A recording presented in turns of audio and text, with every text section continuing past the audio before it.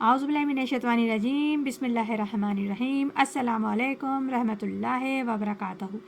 آج ہم سورہ بقرہ کا ترجمہ، تفسیر اور خلاصہ بیان کریں گے کچھ صورت کا، جیسے کہ کل بھی ہم نے کچھ صورت کا ترجمہ، تفسیر، خلاصہ بیان کرا تھا، جس میں ارشاد ہو رہا تھا کہ ان لوگوں کے دل میں جو منافق لوگ ہیں، مرض ہے، بیماری ہے، روگ ہے، پھر اللہ بڑھا دیتا ہے ان کے اس روگ کو، ان کے لیے دردناک عذاب ہے، سبب اس سے کہ وہ جھوٹ بولتے تھے اور زمین میں فساد پھیلاتے تھے۔ جب ان سے کہا جاتا فساد نہیں کرو تو کہتے ہم تو ہیں ہی فساد کرنے والے، اصلاح کرنے والے لوگ۔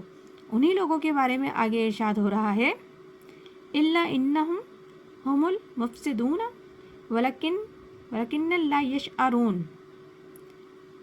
جان لو بے شک فساد کرنے والے وہی لوگ ہیں لیکن سمجھتے نہیں۔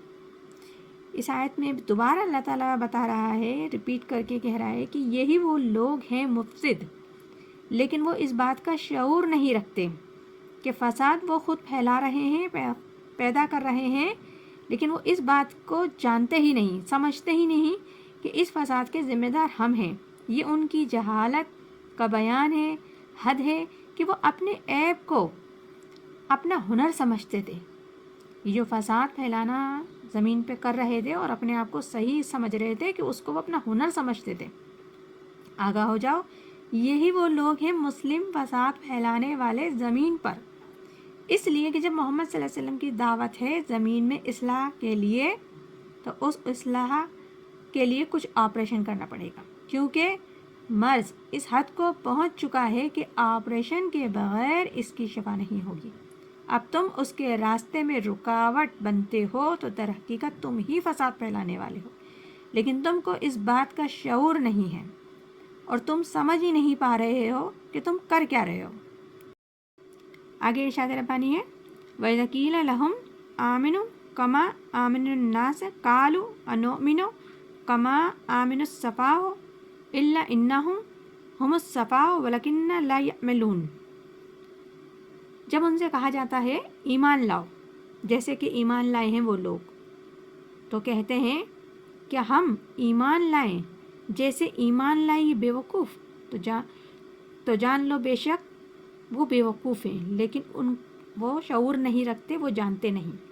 یعنی کہ اس آیت مبارک میں ان کی جہالت کا بیان ہو رہا ہے کہ دوسروں کے ایمان خالص کو عیب اور حقیر سمجھتے تھے اور اس کو وہ اپنا ہنر سمجھتے تھے، یہ ہمارا ہنر ہے۔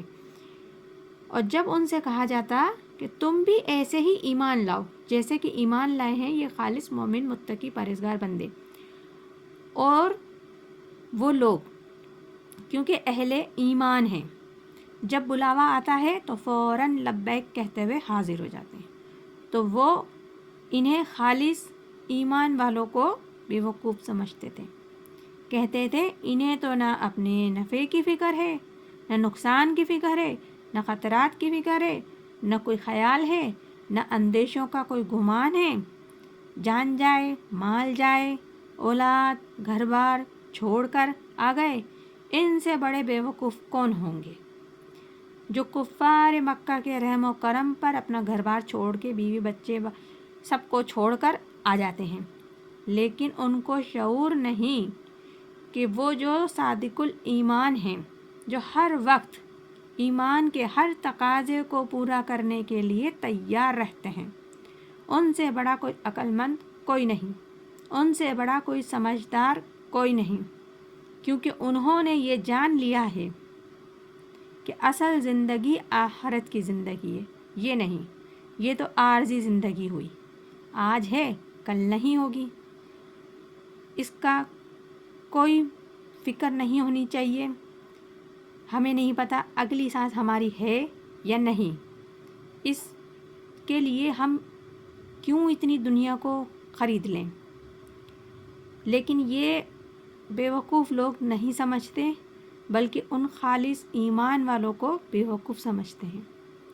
تو یہ سورہ بقرہ کی ابھی ہم نے 2 ہی صورتوں کا ترجمہ، تفسیر کیا ہے، انشاءاللہ آگے مزید صورتوں کا کریں گے۔ پروردگار عالم ہم سب کو قرآن پاک صحیح بہتر پڑھنے، سمجھنے اور عمل کرنے کی توفیق عطا فرمائیں۔